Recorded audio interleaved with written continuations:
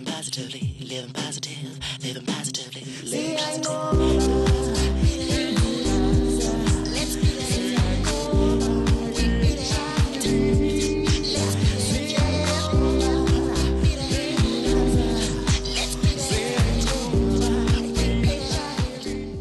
Molweni emakhaya, namkelekile kusenqoba Beat It, inkqubo yakhe wonke ubani ochaphazelekayo nophila nentsholongwane kagawulayo. Igama lam ndingunokubonga, ndiphila nentsholongwane kagawulayo.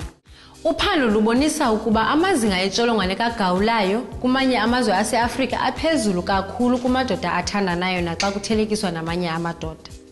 Inzondo ejongiswe kumadoda athandanayo ibangela ukuba bazikhethe kwaye baxhatshazwe.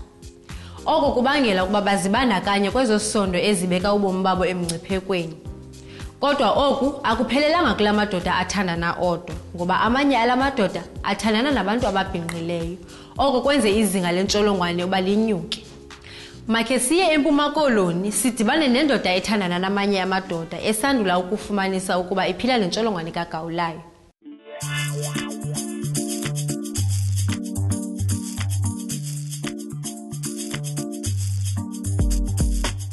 Namhlanje silapha eKatkati sizokuthetha nobhutsa Mqolo mayelana nokwabelana ngesondo kwabantu abasinisinye nomngcipheko wokusulelana kwintsholongwane kagawulayo. Mna ndinguza Mqolo wakanTokeni, I'm gay, ndiphila nentsholongwane kagawulayo, ndihlala apha eKatkati, ndikhulela apha, ndafunda apha.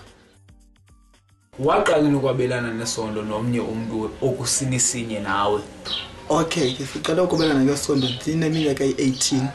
Ulapho ngoku ndiye ndabelana ngesondo and ngela xesha ke bengekabikho into zekhondom because i-condom bizizinto nje bekamane kuthethwa ngazo uba i-condom ikhona and thina besingekazazi nozazi nezikhondom because kaloku noba besizazi mzekelo besingayi noyozithatha nezikhondom because besihlala kwii-clinics so bengekho nto ethi makwazi ukuthatha i-condom. Zam, ingaba wena wayintoni yakunyanzelisa ukuba mawube uyatesta for intsholongwane kagawulayo? Ndiye ndajoyina u-TAC in 2005 kulapho kwatheka kube kufundiswa umzekelo kuthiwe umntu makenze uVCT ayazi uphila unentsholongwane orakanayo na. Ndiye ndadicide ukuba mandihambe ke ndiyozivavanyela ke intsholongwane leyo kagawulayo ukuba ndifuna ukwazi ngobume bempilo yam. Nditestile ke last year November but unfortunately i-results ke zaphuma zisithi positive but khange ndibe na stress because ndiye ndaqonda uba akophela kobomi because ubomi buyaqhubekeka, ayikho enye into engapha.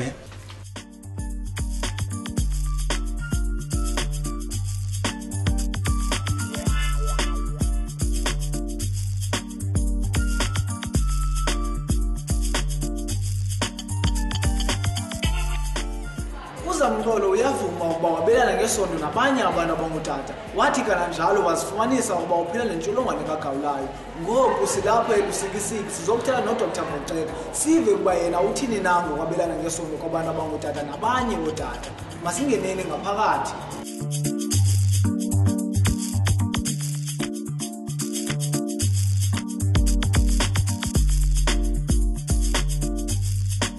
Ingaba mhlawumbi intoni ebangela abantu ababelana ngesinisinye ootata ukutsho ke apho enobangela babebona basemngciphekweni ongaphaya xa sibajonga kwabanye abantu? Ndingaqala ndithi wonke ubani othi abelane ngesondo engasebenzisanga i-protection into ethetha ukuthi into efana necondom usemngciphekweni kakhulu ekubeni afumane isifo sikagawulayo.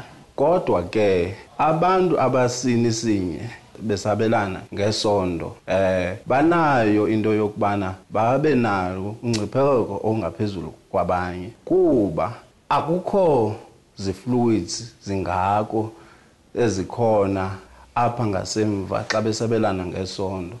Into ethetha ukuthi ke ngoku isikhumba xa sidibene nesinye isikhumba siye senze okubana kube khona i-abrasions, senze ke ngokubana kophe kube ke intolongwane yangena. Endikufundileyo apha kukuba nangona ootata babelana ngesondo nabanye ootata bekhangeleka beligcuntswana bakumngcipheko ongaphaya ukuba bangosulelana ngentsholongwane kagawulayo. Okubalulekileyo kukuba xa ngabasabelana ngesondo masisebenzise ikhondom.